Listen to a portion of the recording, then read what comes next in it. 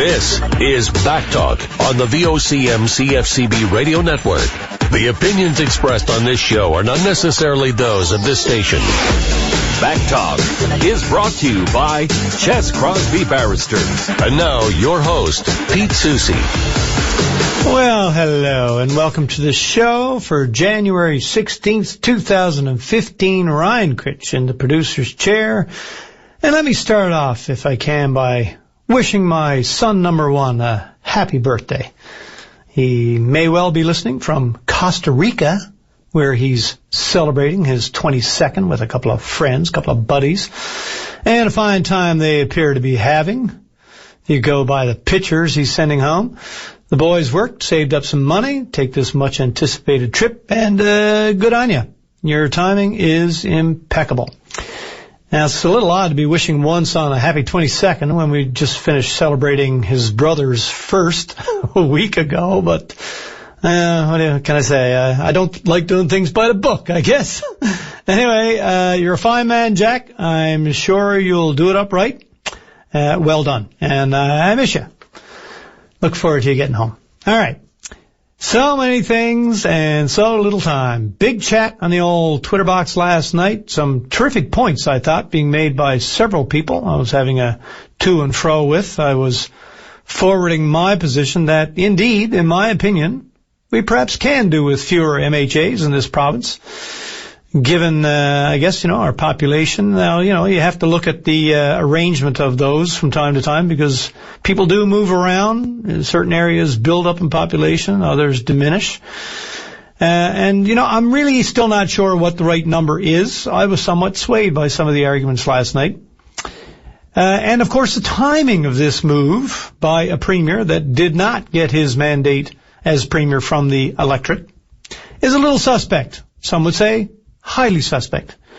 It was not even part of his party's platform going into the last election, truth be told. And now, somehow, right now, it's critical that we save this $2.5 million a year and right away. Anyway, most, I suspect, will buy into this distraction. If you go and take a look at the question of the day on VOCM.com, that is what that would suggest, although it is not a poll. It is a question of the day, and people can answer more than once and all that sort of thing. Anyway, a lot will buy into what is seen by many as a distraction. I love the way Patty put it this morning. Squirrel. Ooh, where? When I'm leaving the house, the young fellow might cry a little bit if he sees me leaving, but if you throw the ball down the hall or create a distraction, then he doesn't notice. That may be what's happening in part, at least. But either way, it's a clever way to trip up the opposition, I would have to say, because that's perhaps mostly what it is. Seriously, don't let anyone convince you that it's primarily, at least, about the money. It ain't. $2.5 million? We're just finishing spending, 6 or 7 times? No, not 6 or 7 times that, but 4 or 5 times that? Certainly. No. It's, 70 million on the Confederation building renovations, and these are renos.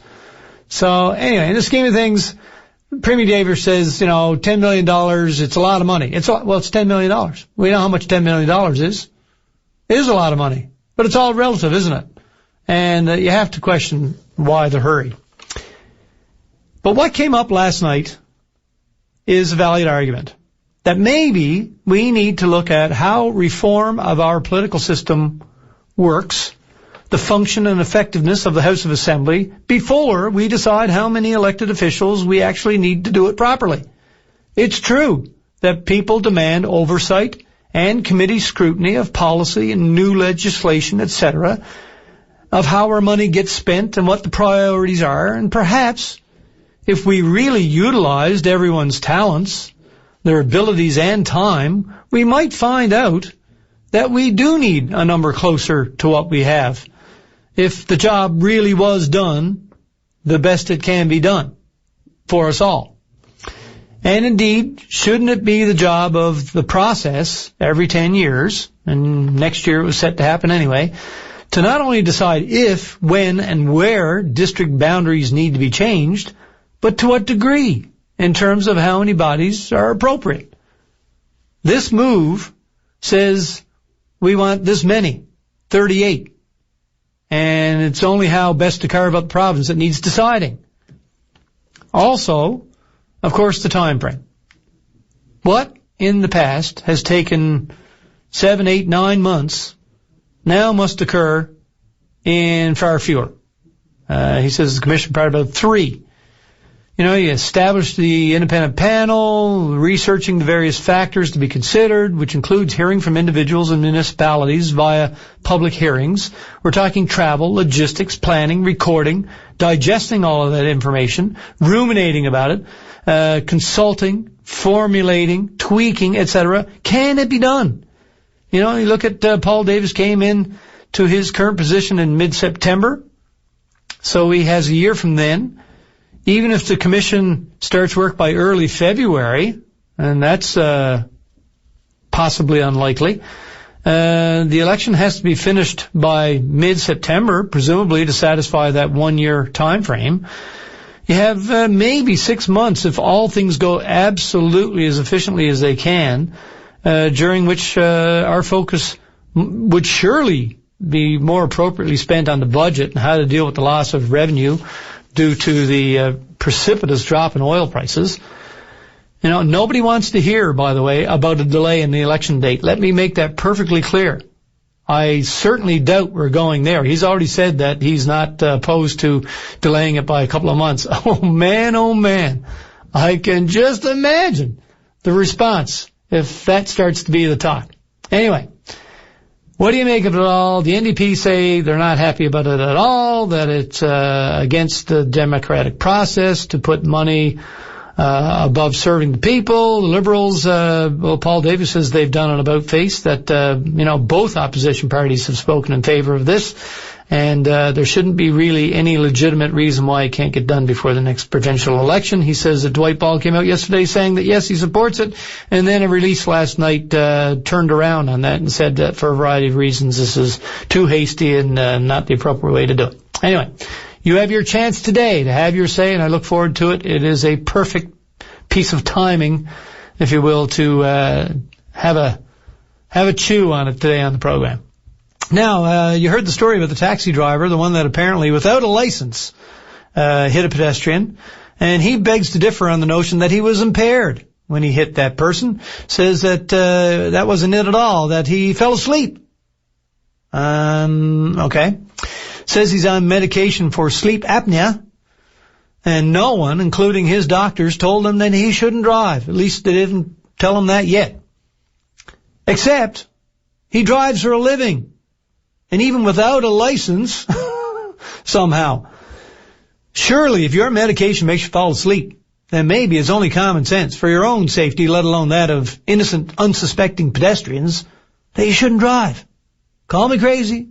That's just the way I see it. The fact that he has sleep apnea, which really, I suppose, is not much of a factor. It's not narcolepsy, the condition that means you fall asleep suddenly and frequently without warning. Sleep apnea, I do believe, is where you can stop breathing and possibly die during sleep. Heavy snorers and whatnot often have this, and they wear masks and whatnot in bed to keep the oxygen coming to prevent that tragic end. But anyway, we can talk about that. Seal pup on the streets of Grand Falls, Windsor. Well, the picture says it all. How did that happen? And what does it mean, if anything? Presumably, I can't imagine it happened any other way. He must come up the exploits and, crawled his way to where they found him. Anyway, it's been taken care of. He's back in the water, apparently. Natural Resources got in on it and passed it over to DFO. And we're hoping to hear from somebody connected to DFO to just let us know exactly how the operation went and what they make of it all.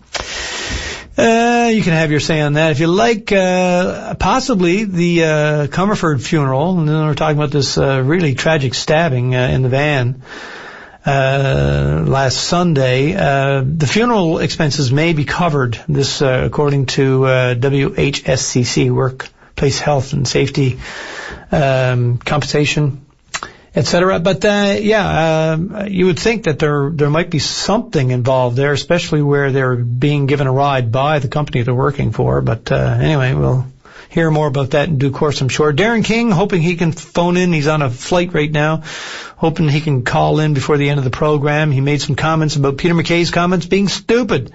And you know what? I think he might have a point. Well, of course, I always thought he had a point. But his question is, why would we compensate ourselves if it is supposed to be a compensation fund? Why would we compensate ourselves to the tune of $120 million?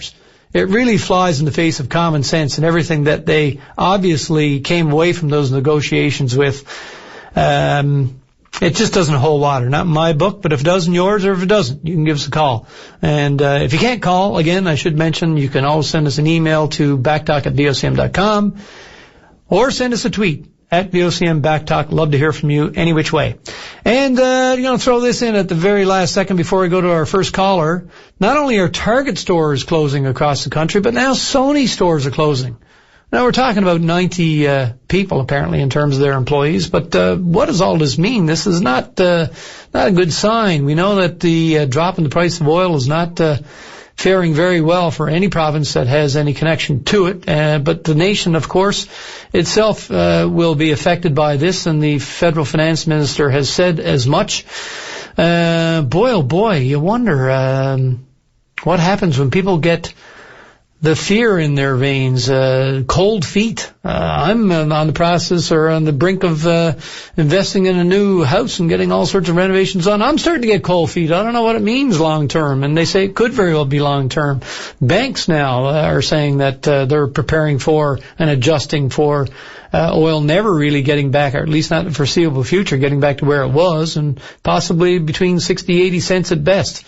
So anyway, it's all lots of fodder, I suppose, for perusal and discussion. So anyway, you give us a call if you have anything to say on any of those topics. Right now, I'm going to catch up with somebody that I had hoped to hear from yesterday, but it didn't work out. But we have her here now. This is Terry Andrews, famous for her connection, of course, with Tada Entertainment and Divas. And Terry, you are involved in a big way in the kickoff, at least, to Frosty Festival coming in just a couple of weeks. How's it going?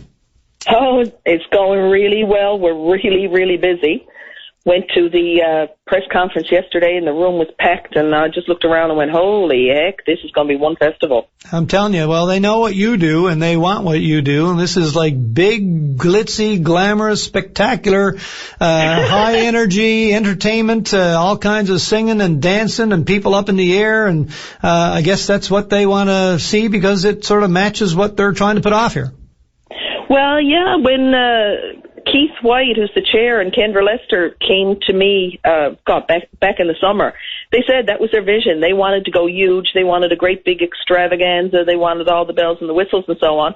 And, it's a big undertaking, and I just looked at them and went, these are two little powerhouses in the making, and we decided we wanted to support that. So it is what we do.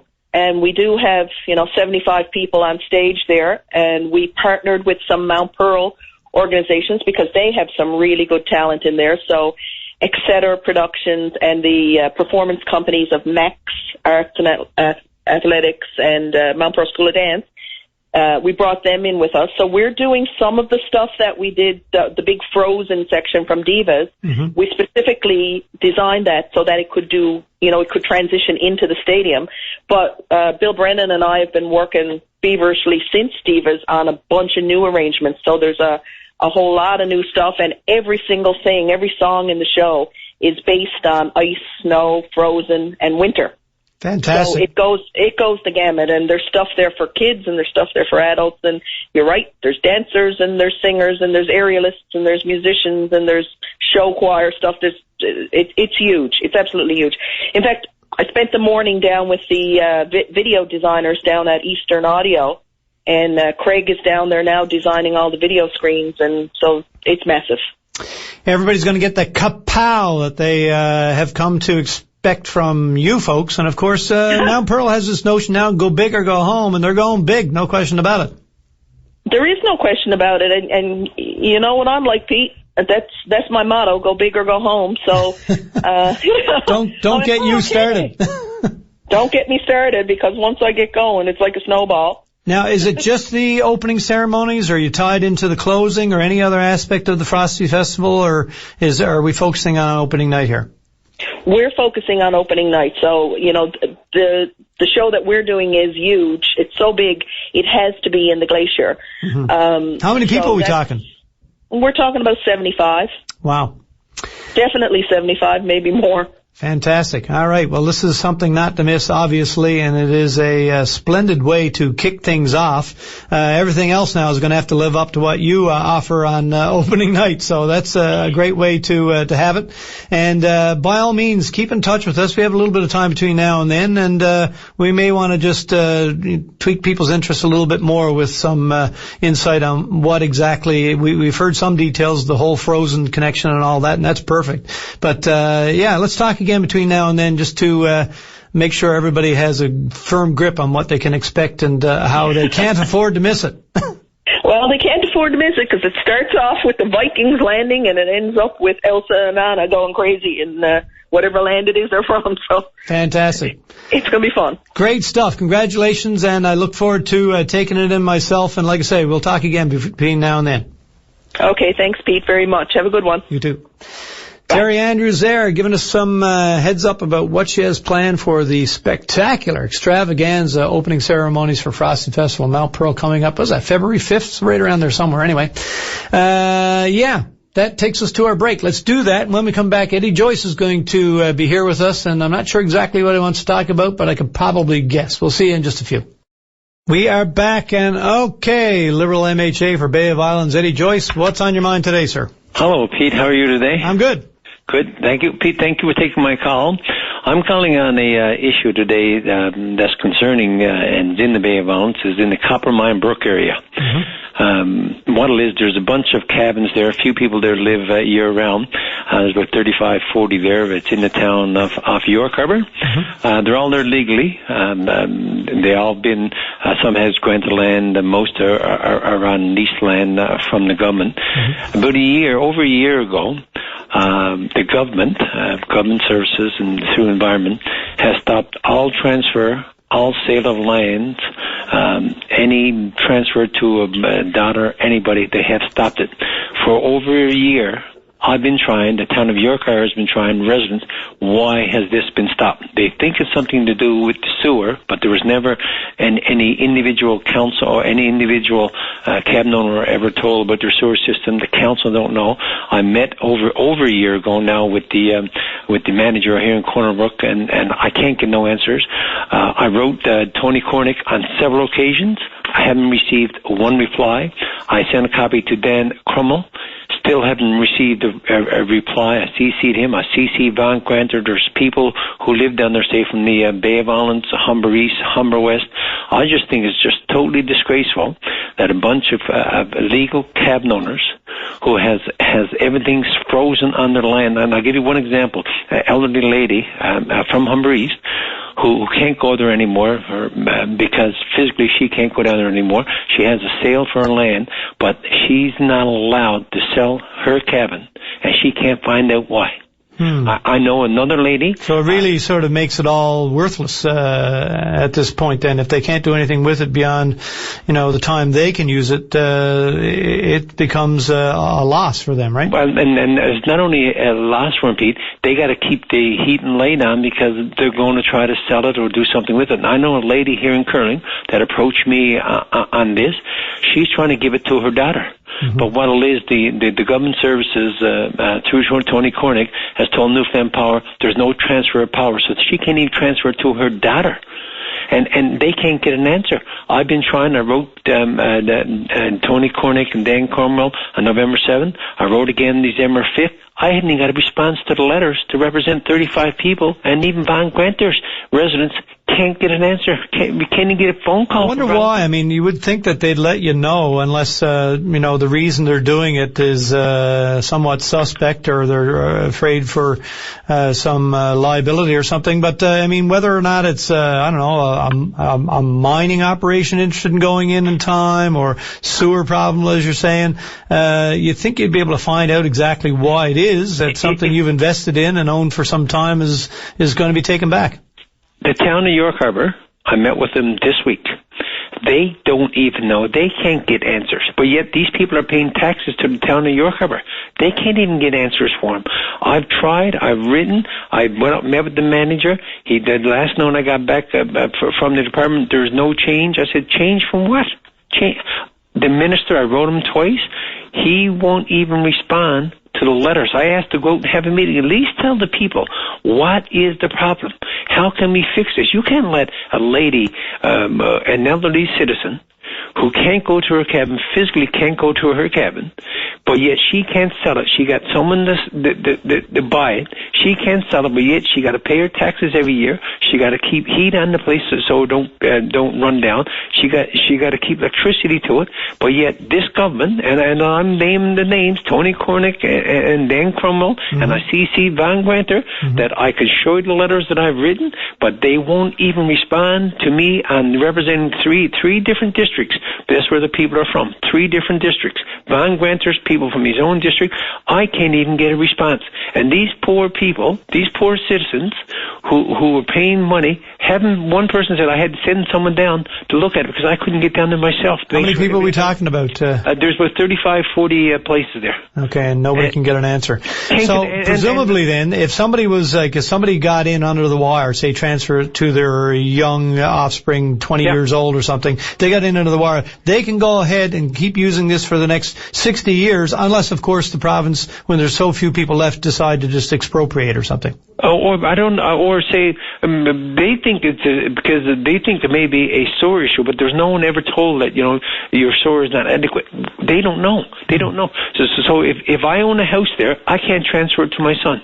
Interesting. I can't do. And then the frustrating part is you can't get an answer. I wrote Tony Cornick. I said, have a public meeting. These people are honest citizens. And how long have you been looking for an answer now? Over a year. Over a year. Okay, I'm going to put the call out myself and to Tony Cornick, Dan Crummell, if you can enlighten us as to what's going on. And Pete, as I always said, if you need any correspondence where I wrote them on November 7th, December 5th, after dealing with them for the longest time, they say, please have a public meeting. I can forward you the letters. Please do, send it to me anyway. I'll send it to you. Backtalk@VOCM.com. Backtalk@VOCM.com, and then you can have them, and I can't. And then the people said, Ed, please, because it's costing us money. The house is run down, and I know this one senior can't even get there anymore. She got to pay someone to go down and have a look, make sure her house, her cabin's out there, which is a lot to her. Anyway, I tried to work with them, but the only way to get answers is go public. Yeah, well, it's not the first time I've heard of something like this, and I guess there's a different reason each time, but I mean, their job is to respond to the public and explain exactly why they're doing what they're doing, and it's not good enough to have silence at the end of your inquiry, that's for sure. And myself and the council even trying, we'll facilitate, we'll help out. What is the issue? I mean, this is, if there's a problem, let us all know in the cabinet so we can work on it. Okay. So we can work on it. Thank you. Appreciate it. Thanks. Look forward to seeing your letters. Okay. Okay, thank you. Yeah, bye-bye. All right. I got a second here now, and I'm going to see if I can fit in a couple of things that I couldn't mention in the time I had for the preamble, and perhaps I can even check into a couple of first of all, Eugene Nippert, who I know he's on the program this morning, he wants me to mention that this protest is taking place in Twillingate, 3 o'clock on Sunday.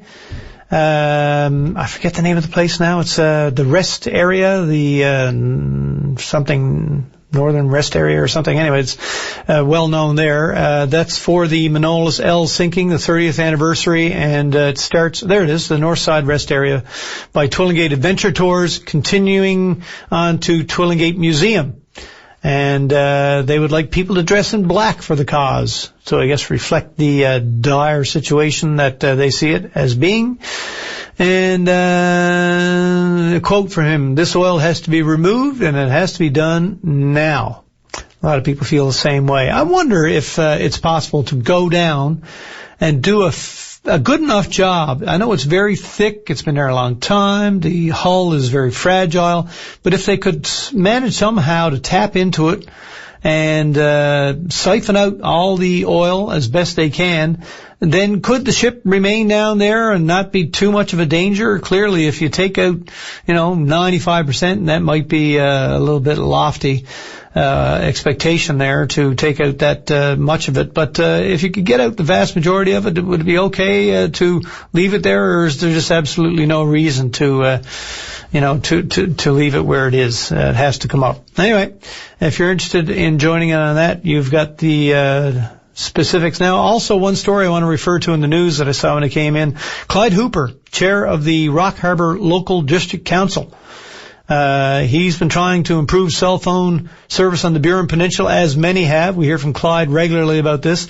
And he's upset with a provider for establishing, it says Bell Alliance, for establishing a new tower in Marystown and ignoring all of the requests for improved service on the main highway. He says it's not good enough, or he calls it an insult, actually. He said the tower should have been erected in the area of the Rock Cut and Red Harbour, where it would be far more serviceable and a bigger asset to the motoring public. So if you have any input on that, by all means, give us a shout. All right, we're going to take a break right now. We've got another call lined up for when we come back, so stay with us. More to come. Back in a flash. We are back. Sorry about that. Got caught up in something. Let's go to Larry on line number 1. Hello, Larry. Yes, Larry, calling from Harbour Grace. Okay, from Harbour Grace. Larry Shaheen. Yes. Yes. I just want to tell you something about a concert that happened in Carbonear. A concert that's happening in Carbonear? It happened there last week. Okay. Yeah. What was that? Young brother Michael drove out from Mount Pearl to see the concert, right? Okay. Like local talent. Right. And he called me and he phoned me. He told me, Larry, it was unreal. This young fella, Stephen Shepherd, this woman was singing, and she stopped singing, and he picked up the guitar, and he started picking, right, I wasn't there, but my brothers were there, and sisters and sister-in-laws, and he started picking and everything, and he got a standing ovation there in the curb near where the big center's out there. Yeah, Stephen Shepherd is his name. Yeah, I think this was Stephen Shepherd from South Side of Harbour Grace. Young man? Yeah, I think it's a young man. See, I wasn't near CP. Right, what I mean? Okay. But he certainly turned some heads and cocked some ears that night. Yeah, oh my, the place went mad. My brother was telling me, he said, you got to get a ticket. You got to go down and see it, right? Is that the Sheila Nagara Theatre, was it? Pardon? Is that the Sheila Nagara Theatre there in Carbonear? Yes, that's right. You got it right. Yeah, right. Yeah. Well, that's great to hear. Somebody new on the scene. I can't wait to hear from him or hear something he's done myself. Yeah, his grandfather from South Side of Harbour Grace made records years ago, right? A few years back now. He must be passed away the last, I don't like talk about this stuff, but his grandfather had tapes and everything, and sold tapes and everything, and I guess he picked up from him and the family, right, and everything, right? Okay. So I just wanted to get I don't send him too many bouquets, but what I mean. But it was unreal. Me younger brother Michael was telling me he was unreal. It was unreal, and the woman singing was unreal, and the place went crazy. Right? He was raving about it. Yeah, and my brother told me, you better get a ticket within a couple of days. You won't be able to get a ticket until if the show's up again once a month or something like that. Oh, okay. So he's going to be back again. So people need to watch their opportunity now and get out and see this new talent everybody's talking about. Now, listen, can I ask you something else since you're calling from that neck of the woods? You know you can, yeah. Got a tweet here saying that the Carbonear schools were delayed an hour for a power interruption. Apparently a pole is down or something on Valley Road. Have you heard anything about this? No, Pete, I did not see. I lives in Harbour Grace, right? And no trouble in Harbour Grace. No, I didn't. No. Okay, all right, fair enough. Like Carbonear is a good place too. We're all around. So that's where the boys are from. What do they call them? The Lake Power Boys. Is that what you're talking about? The fellow that down the shore, boy. Down the shore. They're the best band in Ireland. The best band in the world. What's that? My mind's gone blank. Best band in the world. Down from what? Carbonear way? Buddy, what's the name? Another fella. Oh, well, they're from here, there. Job's Cove. That's where Ray Johnson's from. They're from down That's further, right. Down further, yes. Yeah, Ken Blackmore's from Gander, and I think Wayne Chalk is what? Charlottetown, is it? Yeah, and Philip Thompson is from Beta Bird or down around that way, like. Right, yep. But they really spend. But I just wanted to phone, let people know that the concert is unreal, right? Fantastic. And thanks for taking my call, Pete.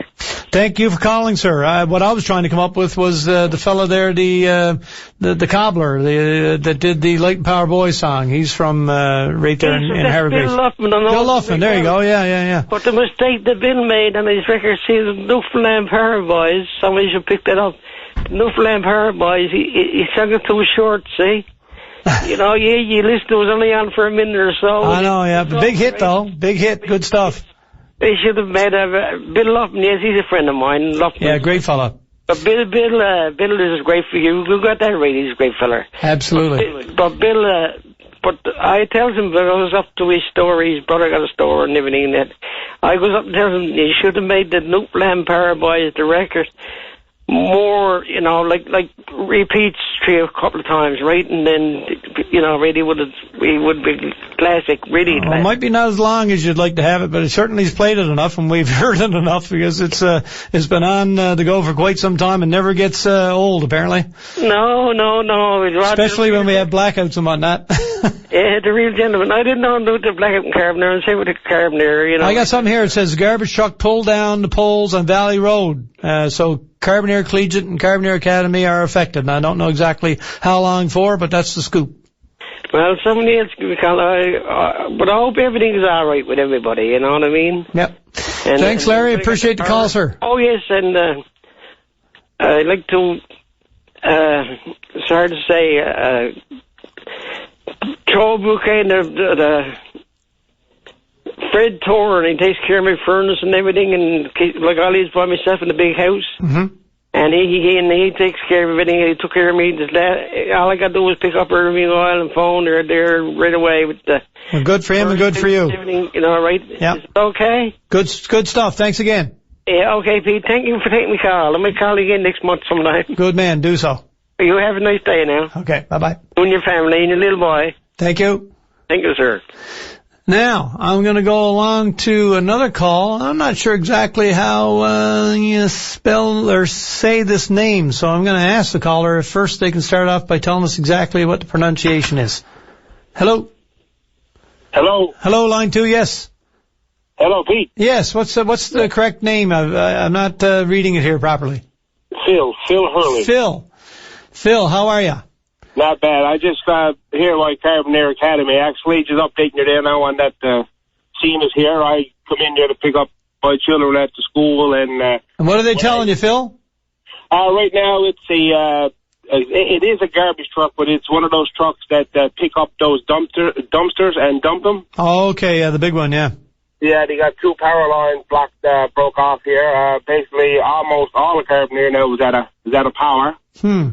We got 7 emergency vehicles, RCMP vehicles here on the scene now, and then the ambulance is here and the fire trucks. They're waiting to cut the power off now, I guess, to get the ambulance to the driver who is still in the truck here. Right. The Carbonear Academy is closed down, is on lockdown. I mean, I work with the school board, and we practice this when situations arise. So I'm sure the students now is in safe hands in the school here now. They're locked down. There's nobody allowed in or out, I guess, until all those wires are cleaned up as his wires down around the schools, behind the school there too.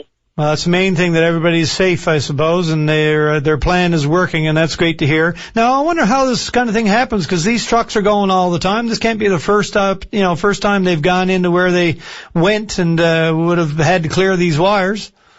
Yeah, I don't know. It's pretty strange, because again, I worked at both of those schools here, and they go in and do what they got to do, I guess, and come out. But I guess it looks like the dumpster was too high. That's what I'm looking at here now. And maybe it wasn't all the way down or something.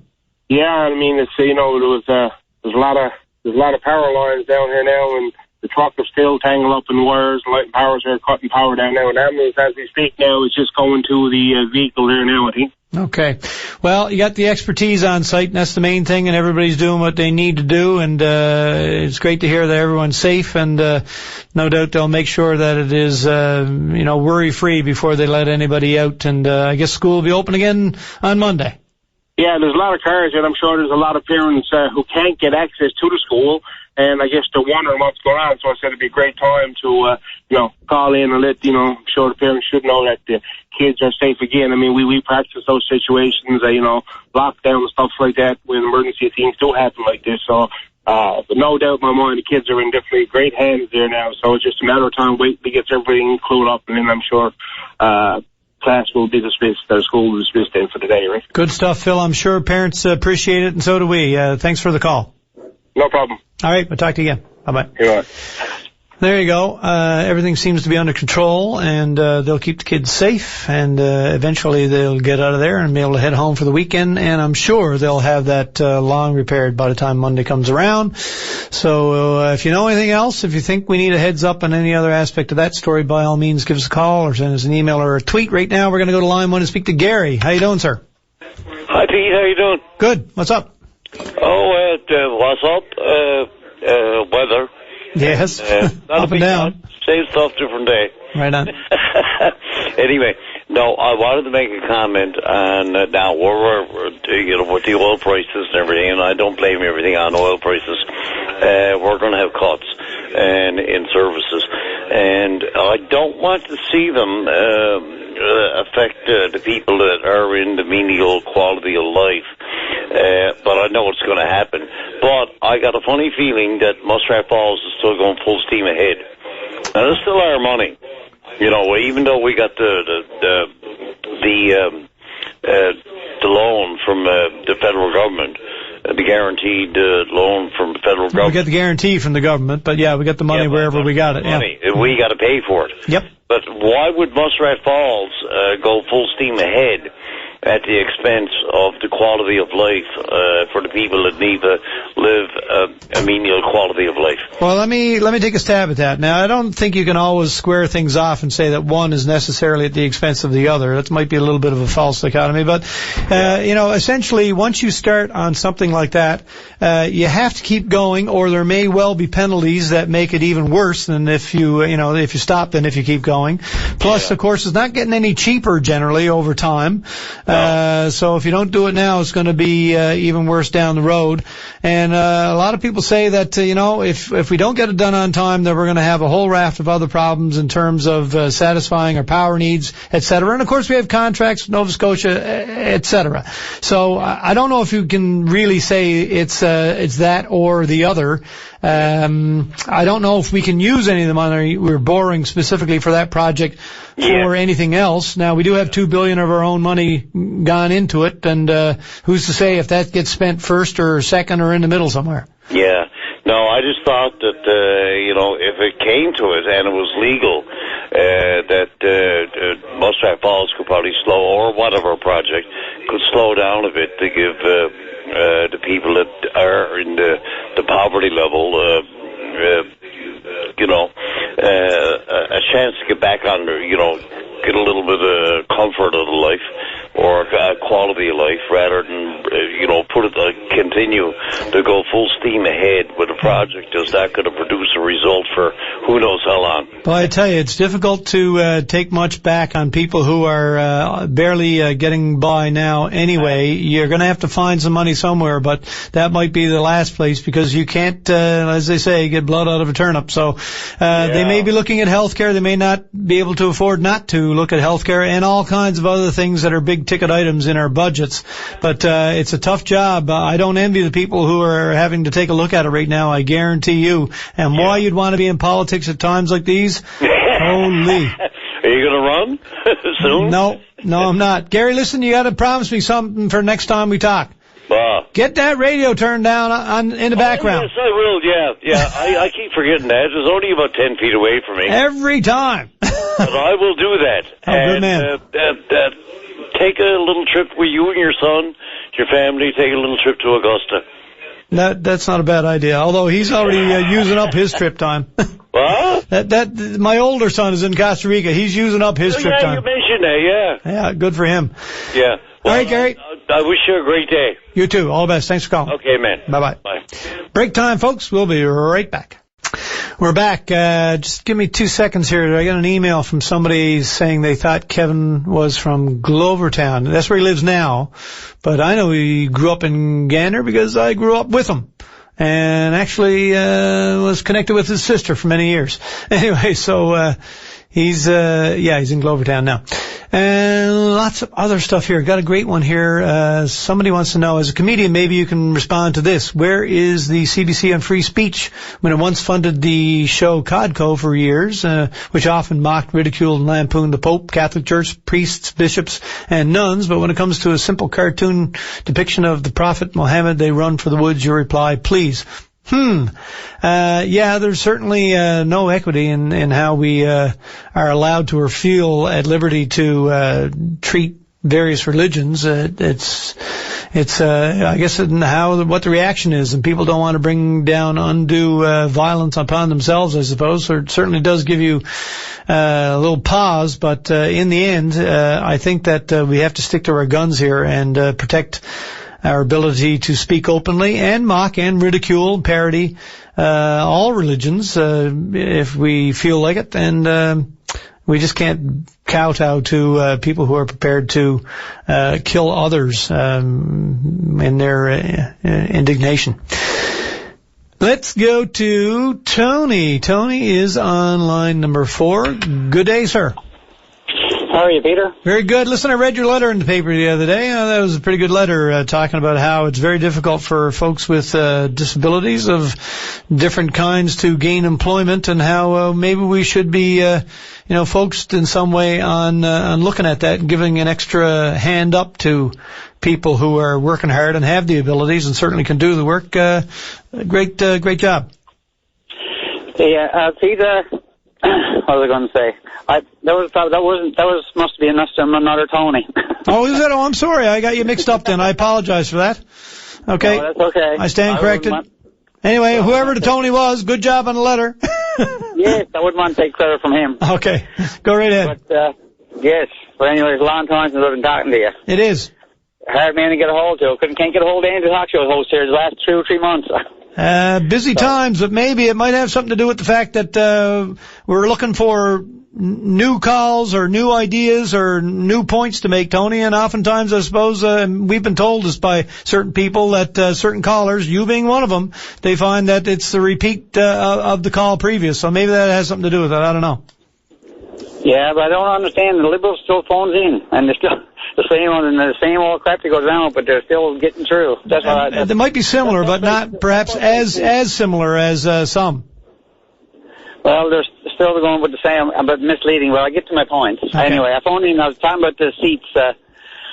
I'm talking about the seats that they're planning on cutting, which I think is a great idea. Myself, go ahead with it, and I think most of the people out there, and I've heard you agree with it as well. Oh, listen, I've long said that I wonder why we have so many compared to other jurisdictions. Now, there is a floor. There is a certain number. You wouldn't expect PEI, for instance, to go with the number that say Nova Scotia or New Brunswick setup would suggest. You have to have a certain minimum number of people to in order to do all the things that you want, but it's up for grabs as to how many that is. What I'm really not sure about is trying to do it now, between now and the next election. It seems to have come out of the blue, and perhaps there's ulterior motive in it.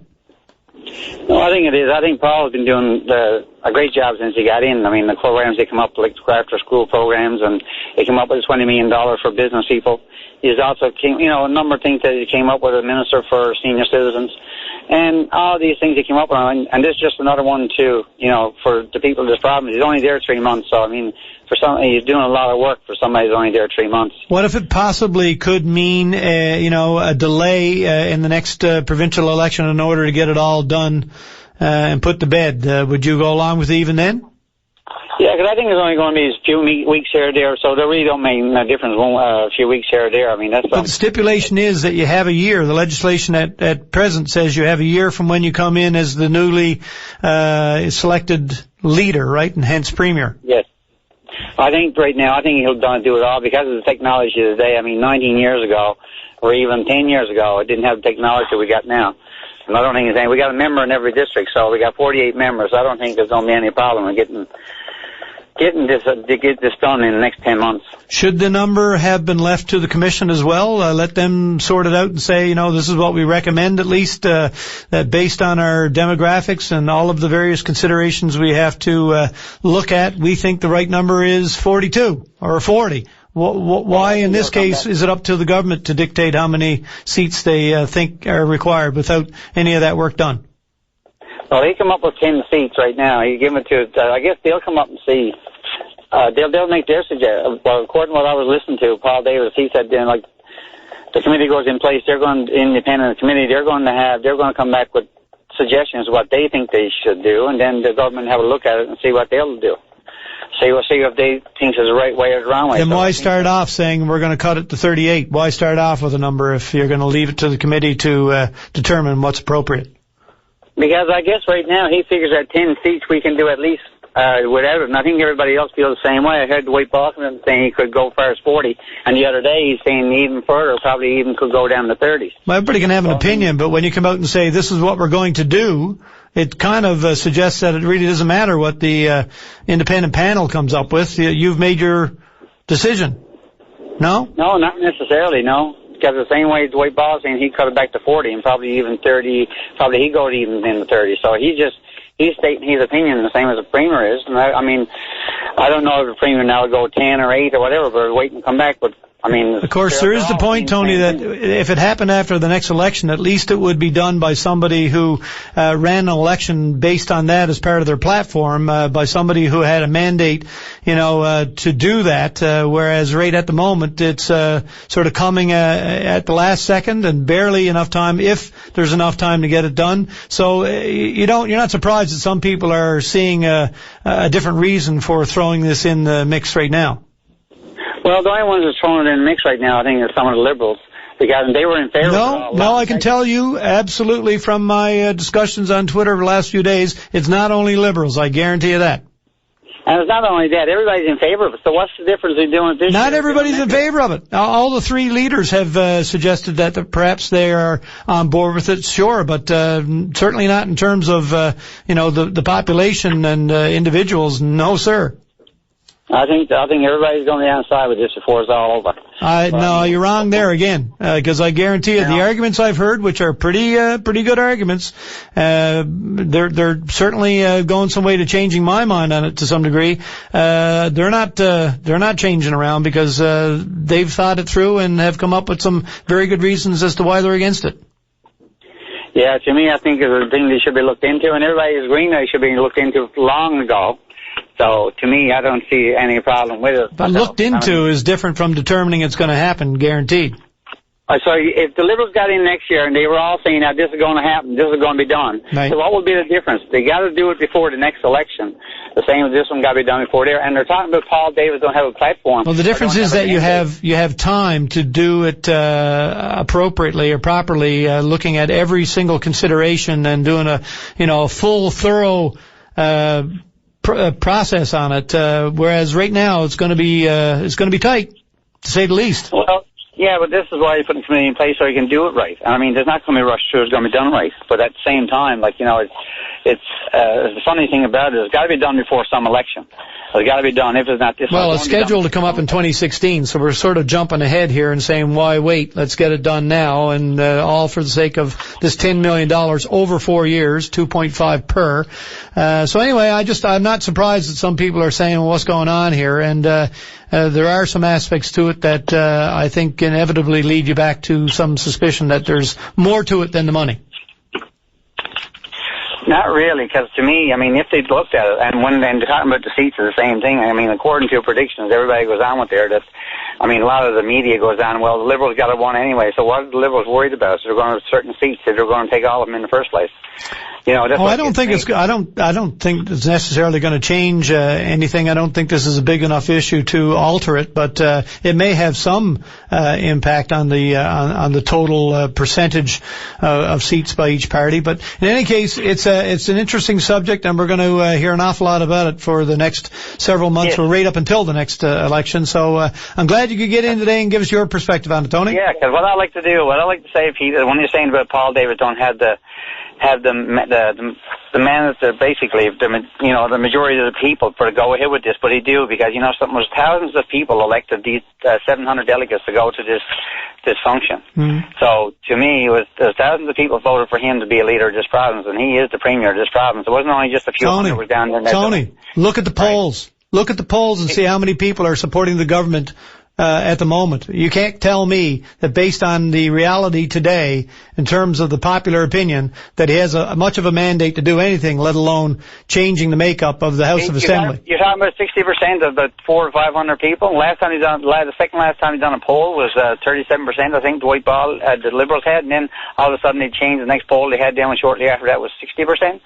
I mean, goes from Dennis Stewart saying that was 60%. So, I mean, a lot of these are self-done. I mean, you got to go by, you take it with a grain of salt as well. All right, let's take it with a grain of salt. Listen, I got to go. I'm well over time for news. I appreciate the call. Thanks. Yeah, because I think if Danny Williams ran, I think the media come out with a poll with the Danny Williams be down 60%. All right. Got to go. Thanks, Tony. Bye. Bye-bye. And news and weather time. We'll be back for hour 2 right after this.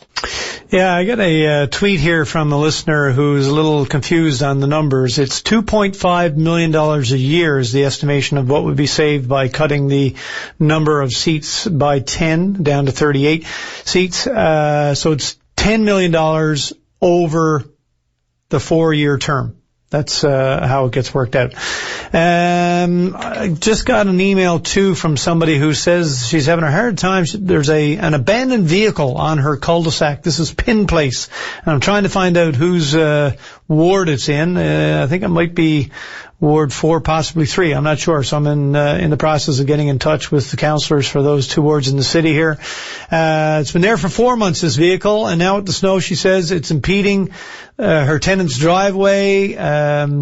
She's emailed every councillor. Nothing has been done. The parking ban came into effect 2 weeks ago, and nothing has been done about this car. There's no license plate on it. Frustrating to watch the wall of snow building up around it.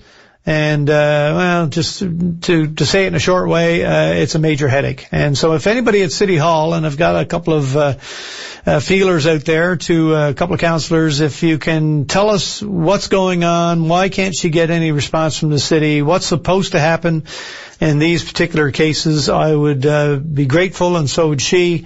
Let's see if we can get something done for her, because 4 months is well past too long. What else we got here? Yes, this writer says that the District Boundaries Commission will use data from stats that can help determine the size of each new district. The writer's question is, how old are the stats that they will be using? With the population shift towards urban Newfoundland, it's conceivable that a shift in political influence will occur. He suggests that Premier Davis has advisors who went well beyond political science 101 at the university. So I guess some suggestion that they know what they're doing and they're doing it for a reason. Is that how I interpret that? I don't know if I got that wrong. By all means, get in touch with us. I also got a tweet from... my mind is letting me down here. From who was it? I sent one. Don Granter said that he has forwarded the concerns from residents from his district who have property in that area. But that's good to know that you've forwarded the concerns, but still we don't seem to have any insight on why exactly those cabins are in a precarious position now for the owners. Someone else says that it sounds like the Ocean Pond cabin lot fiscal sequel. The Ocean Pond area was banned for additional development until, surprise, surprise, all of a sudden lots and lots were being developed in the previously frozen area. It seems like the same or similar game is on after current residents either die off or are forced to let their properties rot into the ground. He says, what is this excuse for a government up to anyway?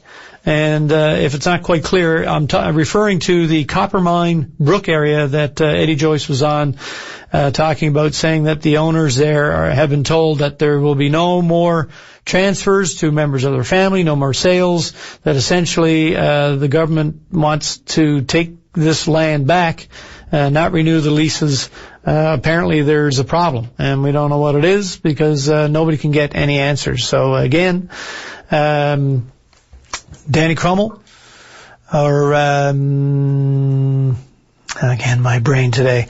Anyway, the minister responsible, if you can get in touch with us or give us some indication of what the problem is and what's going on, we would appreciate it. Oh, Walter Harding says the Pin Place is in Ward 3. The councillor is Bruce Tilley. So, Bruce Tilley, I have your phone number here. I'll give you a shout when I get a chance now after the break. See if we can find out what's the deal with the car and why can't we get it out of there. Fair enough. All right. What else we got on our plate here? Looks like the next call is getting set up. So while we still have a moment here, I'm going to refer to the unfortunate fire in St. Bride's on the Cape Shore. The Gannet's Nest Restaurant, a business caters to thousands of tourists, very popular each summer. It's burned to the ground. People are devastated. Sharon White was talking to VOCM. Her sister owns the business. She got a call from her brother here in St. John's. He heard it on VOCM about this fire, and not good. And we really, join in our with everybody else, our disappointment that this has happened. The fish and chips were renowned far and wide. Apparently people visited from all around the world, and it's always tough to hear a story like this. We certainly hope that they can see their way to replacing it, but a tragedy, whichever way you want to look at it. And I think that's it for now. We're going to go to our break because the call is there, but our time is tight now, so let's, rather than break up that call, go to our break, get back and start it afresh. We'll see you in just a few minutes. Got a note here on that seal that was found on a street in Grand Falls, Windsor. Apparently, people won't say now if the seal got there naturally or through other means, in quotation marks. They're investigating. So I guess the suspicion is that it didn't swim up the exploits or get there on its own, that perhaps it was brought there or dropped there, or I don't know. It's been released in Botwood there. It's back in the water. It's fine. It was looked after. I got a text from the mayor as well of Grand Falls, Windsor, and he says that he doesn't have a whole lot more to add, and he doesn't have time to talk to us today, but it is bizarre, he says, and it sounds like an April Fool's joke, except that it actually happened. All right, let's go to Mark Watton on line 1, and Mark Watton is a candidate for the Liberals in Long Range Mountains, the new federal riding. How you doing, sir? I'm doing well. How are you doing? Sorry, Great. I got cut off from you yesterday. I lost reception driving through Gross Moor in the mountains. It's happened to me too. I know it's very difficult to get good reception there, so you're forgiven, and I'm glad you were able to get back to us today. That's great, thanks. And I think a lot I wanted to say was about the announcement of yesterday about the reduction of seats in the legislature. And I think there's been a really healthy discussion about it by yourself and your co-hosts on the VOCM on Open Line and on Twitter. And I think it's important that people continue to debate this because there's some pretty strong views about it, and it just sort of reinforces what I believe is the main need to have a thorough public hearing about this with public input from all over the province and with people who have expert opinions on the challenges of running a government with a smaller number of members versus the benefits of doing it. But I think a lot of that terrain has been covered in the past 24 hours since I last called in. But it did remind me, though, that one bit of speculation about this is how it may affect the timing of the provincial election. And it's a good reminder for people about the timing of the federal election, which, too, is supposed to be the subject of fixed election dates, but there's still some rumors that Stephen Harper may go early, may move it to accommodate provinces who have conflicting schedules and that sort of thing. And, it's a reminder that it could happen at any time despite the legislation. And I want to remind people, because I've met so many people on the road this week who are interested in getting involved in the federal Liberal nomination, that the nomination in our riding may happen at any time in preparation for that. And I think it will be within the next few weeks.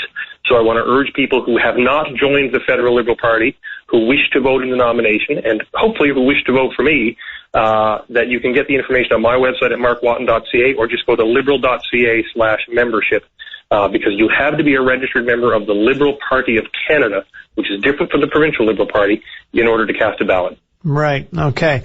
Now, the suggestion has been, and I got to tell you, my position has weakened somewhat in my mind because of some of the very valid arguments that I've been privy to over the last few days. And it's true that houses of assembly or the legislatures in various provinces do function differently, and in many cases better, in my estimation. And perhaps what we should be talking about first and foremost is how do we look at what they're doing, take from them some good practices, some good ideas, and get the people we have now more involved, make better use of their time, energy, and talents, and perhaps see after we change the way it all works, maybe then look at how many people we actually need. It seems like perhaps we are putting the cart before the horse here.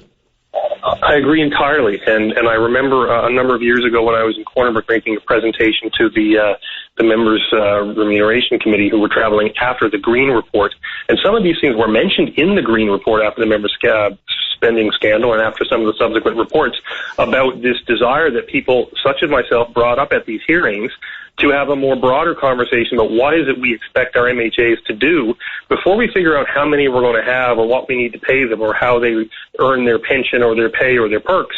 Actually have a conversation about what it is we expect our members to do. I mean, this is still a provincial legislature that has almost no committee oversight to amend and make suggestions on or hear witnesses from things like key pieces of legislation.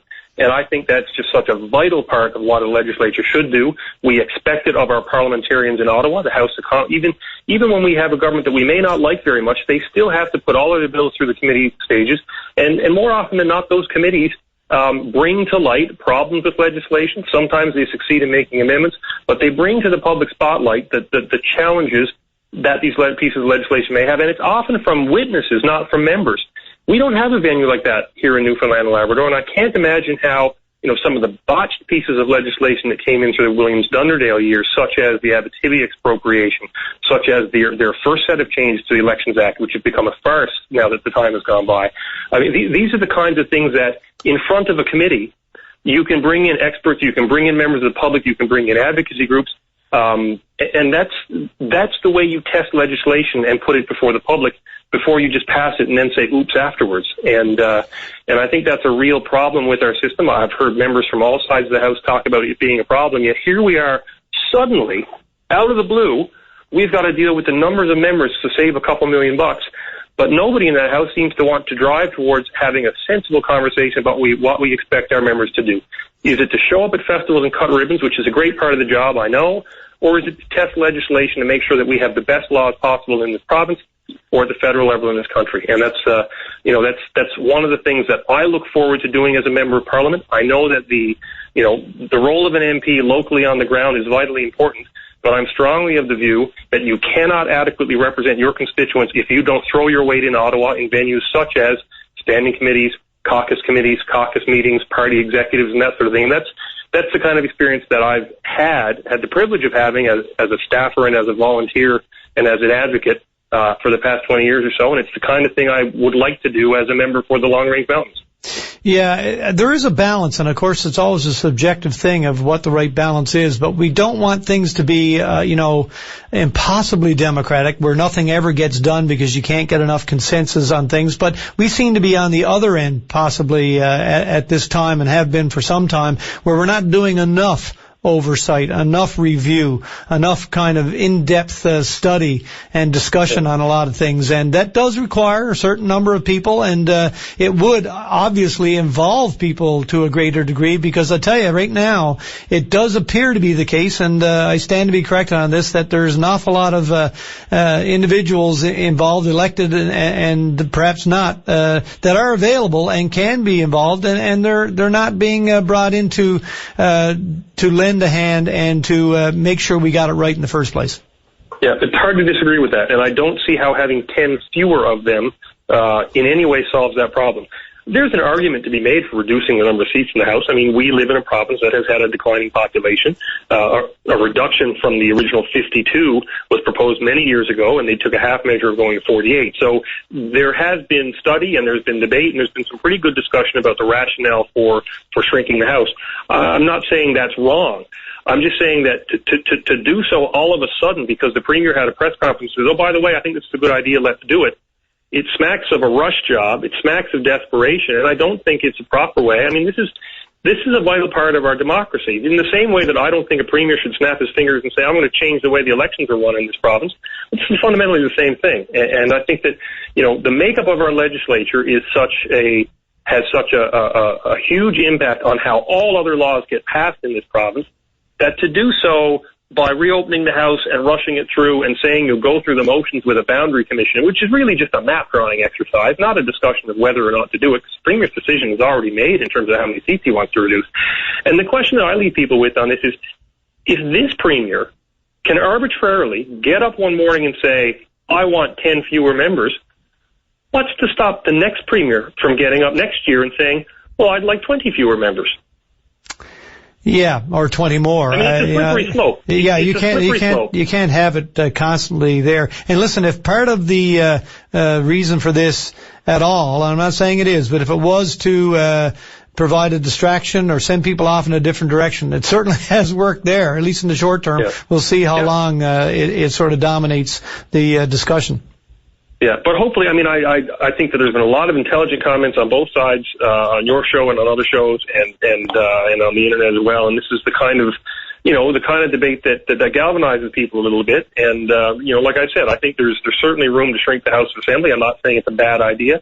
I'm just saying if you're gonna change, the face of our legislature and the way essentially our legislature and our election system works so fundamentally and do it so quickly, it raises questions. I mean, things like the size of the legislature and the way our elections are run, those ultimately are our checks on politicians. Mm-hmm.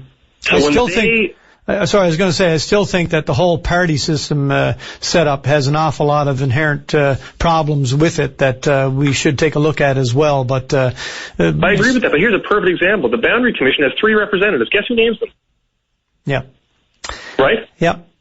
Yeah, I understand. I'd actually like to talk to some people who were involved last time, back in '96, when it went from 52 to 48, just to find out exactly how it proceeded then and who dictated the outcomes. Yeah, but the point, the point is we have to have in our electoral system, and the reason we have a constitution really, is to have some check on the power of our elected officials. We wouldn't, if Stephen Harper got up tomorrow and said, I'm going to cut 3 seats out of Newfoundland, there are checks and balances against that happening. There are constitutional provisions. There's a constitutional convention that says it can't fall below 7 seats. Mm-hmm. The boundary redistribution just happened in the riding I'm living in. You should look at the path to get from point A to point B and the level of public consultation and the nature of the dialogue and how many committees it had to go through and the setup of the different provincial boundary commissions to deal with it. Mm-hmm. Very thorough, not a perfect exercise, but a far superior exercise than anything that's being discussed here in Newfoundland at the moment. I realize we should use. It's not apples and apples, but how long did that process take? Well, I would suggest to you it is apples and apples. I mean, it's. Well, you're talking about a federal thing. It's a different ball of wax in a sense, but it's at least interesting to know what kind of time frame they were working on. Yeah, they worked on the time frame that was set in legislation. They didn't alter it. They worked on the time frame that was based on the every second census results. So basically, it's set in stone, and the government doesn't deviate from this, that it will happen after every second census. This government is already saying, well, we don't want to have it in 2016. We'd rather do it now. On what basis? What's the hurry? It's just political expediency and nothing more. And that's why these timelines are set for a reason. They're set to fall in line with the census and to put it in between mandates so that no government is doing it, the morning they get elected out of vindictiveness or doing it at the end of their dying days in government out of desperation. And that's what this reeks of. So you would concur that even given the current fiscal situation, it's not about the money as the Premier insists it is? I mean, look, if you want to base it on fiscal, on fiscal considerations, then just, do what they did back in the 40s, dissolve the government and have a commission. I don't think anyone would go for that. I mean, you can't say, well, it's like saying, well, we're only going to let half the population vote because it's expensive to print ballots for everybody. Yeah. No one would stand for that. It's ridiculous, right? Okay, Mark Watton, we got to run. We're over our time for a break, but I do appreciate it, sir, and it will continue. And if you have an opportunity, again, to chip in, we'd appreciate it. I will, and please sign up to vote in my nomination. You can do so at liberal.ca/membership. Okay, and I called you the candidate before. I was a little premature on that. You're running for... I'm a candidate for the nomination, and right. A lot of people don't really know what the rules and process are, and I'm just trying to get that word out because a lot of people there are more people interested than know that they're allowed to vote. So it's important that we remind them of that. Fair enough. Appreciate that. Thank you. Okay, bye. And we are up to our break, and Kevin is up next. He wants to have his say on the whole seat reduction issue, so we'll hear from him right after this. Just going to throw this out here before I go to Kevin. Discussion back and forth between David Cochrane and Mark Whiffen. And a point, here's what it boils down to, according to David Cochrane. You have 38 in the House of Assembly. You form government with 20. You appoint a speaker. And then you have 13 to 16 in the cabinet, which is, I think, a reasonable estimation. And then you have 3 to 5 backbenchers with bigger districts. How do you make committees? And that's a fair point. This is all very interesting and certainly worth discussing. And perhaps that's why we need a little more time to look at it carefully and cover all the bases. Let's hear what Kevin has to say. Hello, Kevin. How you doing, Pete? Very good, sir. First time on your show. I really appreciate it. I got to say, well, you're doing a great job. Oh, thanks. Trying. You make me feel like a bit of a slug, though, every time I see you running past the window. Boy, I tell you, you get your exercise. I just run past your house and then I run right back home, just to make you feel that way. By the way, listen, I really appreciate the emails you send in. You've always got something interesting and always entertaining as well to say, and keep it coming. Oh, thanks a lot. Pete, regarding this and the taking away 10 seats, just willy-nilly like that, I believe Mark was right. It does smack of a bit of desperation, but it's almost a nasty little bit of business too, What I see it as the Liberals have gotten it, during the time they've been in opposition, have gotten their act together pretty well. And they've set up their district associations in districts that they assumed were going to be there for the next election. And they've identified voters, and basically they were beating the Conservatives where it really matters on the ground. And that hasn't changed, really. They got some work to do, but so do all the parties in terms of revising their district associations, once the new boundaries have been determined, right?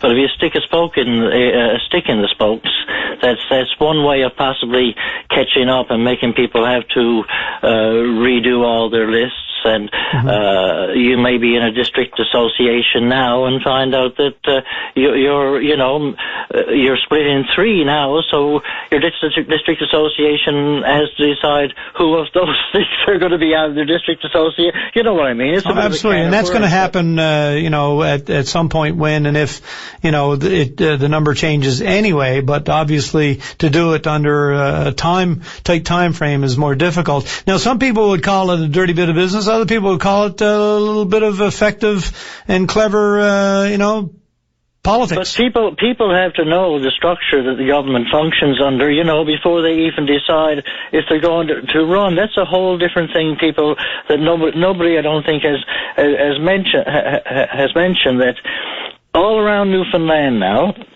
There and Labrador. And Labrador, okay. And there are people who've made big decisions about their future. They sat down with their families and they talked about it. They've tried to figure out how am I going to raise a bit of money, and they've invested a fair bit into becoming a candidate or running for a particular district when the time rolls around. That's true, but on spec, right? I mean, they assume that things are going to be the way they have been. Because there's a structure that sort of indicates that it will be that way. Yep. And that's the assumption they put all that into place under. It's like saying, well, we only need to get 2 outs in the ninth inning.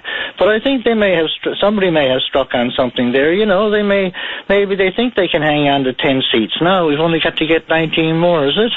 That sort of thing. Well, listen, if they figured out that they can likely end up with, say, just arbitrary number, say they look at it and they say, well, really, we only have like 5 seats unless we do something drastic. But even, the fact that they might still be able to have 5, it's much better to have 5 in a total of 38 than 5 in a total of 48, right? Maybe they're afraid they can't get 48 good candidates to run this time around. At least get a mandate from the general public before you start changing willy-nilly the structure under which the whole province functions. But what if they've determined essentially they have nothing to lose by doing this? It's not going to hurt them any more than they're already damaged. That's a pretty poor excuse, and boy, all the more reasons why they should be wiped out. And I don't necessarily hope that they're all wiped out. I think we need an opposition, but that's a poor way of trying to hang on to a little bit of power, Mm-hmm. Just willy-nilly.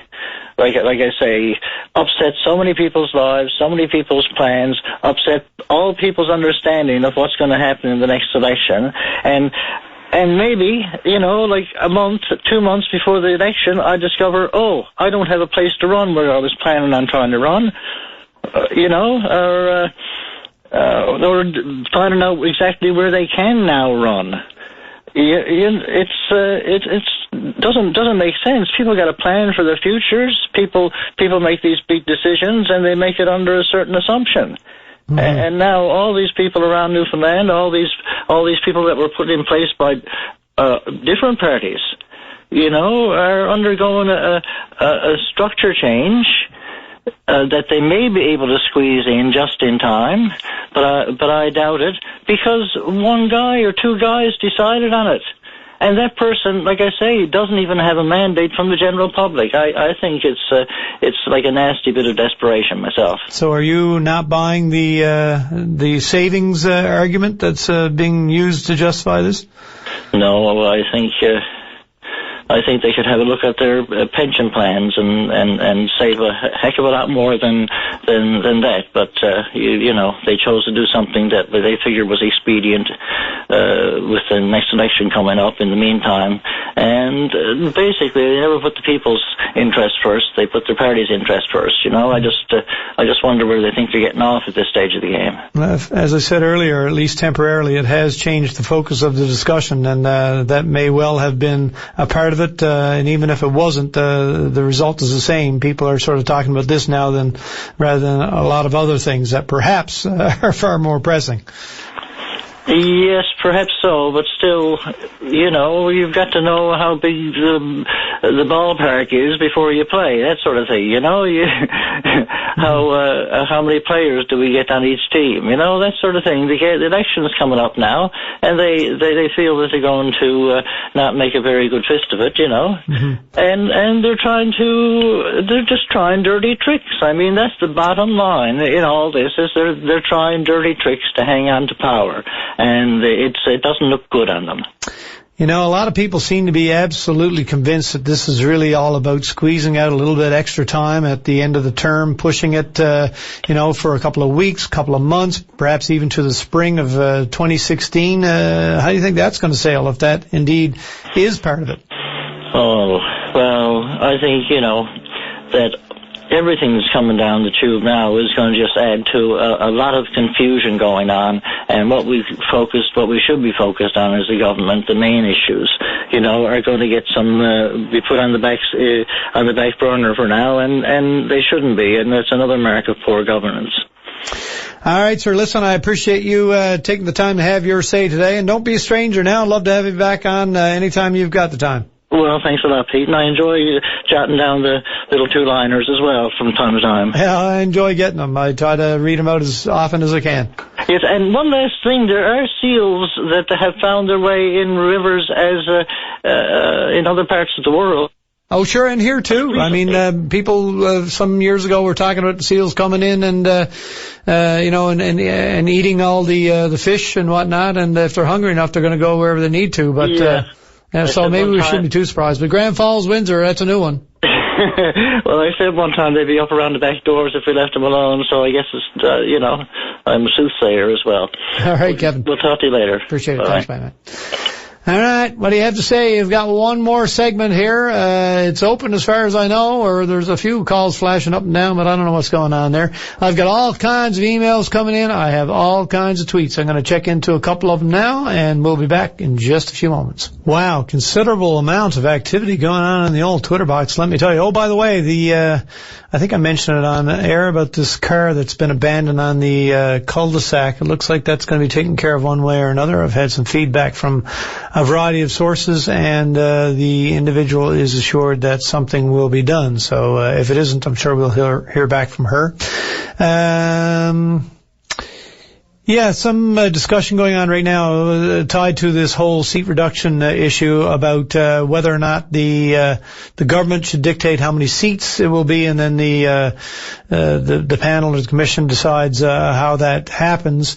But it certainly wouldn't hurt to have the insight offered by some research done by an independent body before you start dictating the number too soon, it seems to me. Why not hear back from after they've done some inquiry and get a recommendation at least, and then whether or not you act on it or adopt something different is entirely up to you, but it's a little bit more defendable if you have some feedback from a situation like that.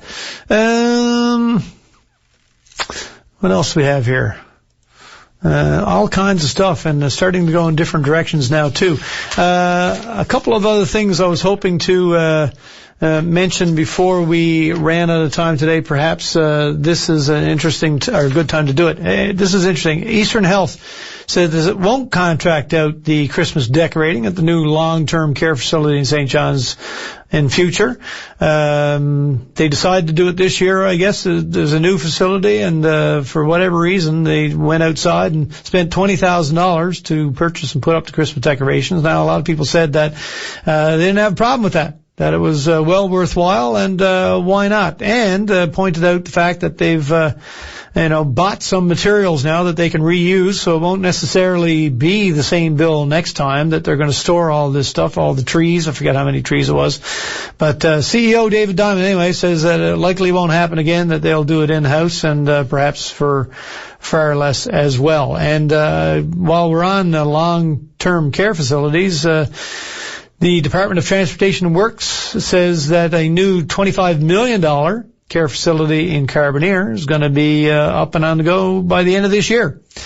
Minister David Brazel says that weather and labor issues were the main factors in the delay, but that's all been resolved, and the new target date is the fall of 2015. So a lot of people will be happy to hear that, and I guess wiping the sweat off their brow that it's done now, and will not be something that's going to be looked at in the upcoming budget. Of course, there are an awful lot of things that will be looked at, and all kinds of big-ticket items that understandably and justifiably people are going to be worried about.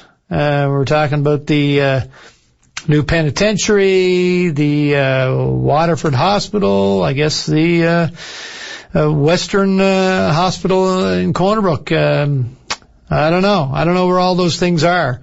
Certainly I can't imagine the courthouse announced by the new premier is going to be continuing on any kind of a schedule it may have had.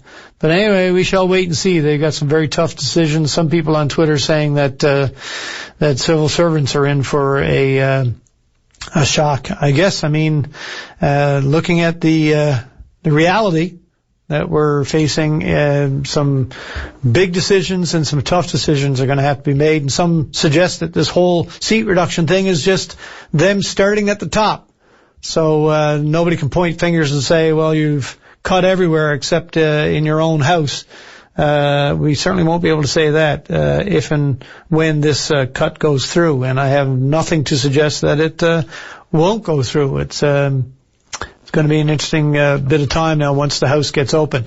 Here's an email from Marg. If Paul Davis is so concerned about saving $10 million of our money, he could possibly entertain the notion of asking Frank Coleman to reimburse us for the $19 million that the PC government let him off with without our permission. That's not the first time I've heard that. A lot of people pointing back at that. And again, it's easy to say 10 million, but it is 2.5 million a year, we have to remember. Here we go. Tom says, just a suggestion, why not leave the last 15 minutes of your show to read some emails? I think you'd be surprised at the calls you'll get the next day. Pick the most provocative. Isn't what this show and others are about? Well, in part, I suppose, and certainly if and when we get time, we do like to refer to some of the emails. Lots of great stuff always in our mailbox. I guess that's what I'm doing right now. So perhaps you're getting your wish fulfilled here. And one more email here. Hi, Pete. I can assure you one seat that will not be changed is Placentia. I mean, where else could Ms. Manning go? Oh, very good. Placentia St. Mary's. She says she would run there and only there. So I guess even if it did change, she would still go there, unless it's completely divided in two. I can't imagine how it could be. But yeah, picking up on a sore point perhaps with some on the government side in that particular case. Anything else I can throw your way? I think I've pretty much covered it fairly well in terms of the emails, and I'm not sure if we're going to get that next call up in enough time to do much with it, but if we do, I'll certainly go to that. Lots else we could be discussing and will be discussing, no doubt, next week. I'm not sure if we're going to get into a whole lot more today. Our time is very short here at the moment. A lot of accidents these days, folks. We're hearing about injuries to individuals. A lot of there's another one up outside, apparently a 3-car collision outside of the College of the North Atlantic and Prince Philip Drive. And like I say, this seems to be more and more frequent. And I know it's this time of year, but we've all driven in the winter before, and it's surprising that they're coming in as fast and furious as they are. Please, if you would, take your time out there.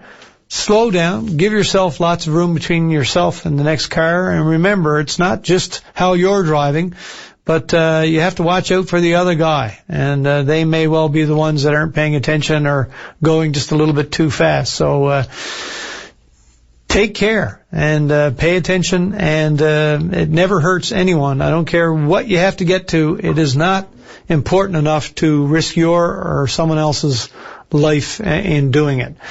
A couple of quick things before we say goodbye here, since I do have a few more seconds. Somebody making the point that all three parties have said that the reduction is a good idea. Of course, what they're fighting about now is the timeline and how it's going to be rushed through in some in the estimation of some. And what's this last one? Is 38 doing the people justice? I agree with you. It is not if we all suffer equally. All right. The conversation continues, and it's a busy and an interesting one. All right, that's it for the week. I'm going to say we're done. Tonight, of course, this Friday night sex show at 8 o'clock. Dr. Sarah McCauley, make sure you join her for that. Always a great show. And we'll all be back on Monday. Patty will be no doubt feeling better and his voice more restored than it even was today on Monday. We'll see you again Monday afternoon at 2 o'clock, our appointed time. We're going to be speaking to Bernie Stapleton off the get-go on Monday, because I will have seen and she will have seen the new show that she wrote at the Hall, Brazel Square. It's doing great at the box office. I'm looking forward to it this evening. She'll be our first guest on Monday. That's it, folks. Have a wonderful weekend. Thanks for all of your attention, calls, emails, tweets this week. And I guess the only thing left to say, thanks Ryan Critch for producing the show, and good afternoon, Burl.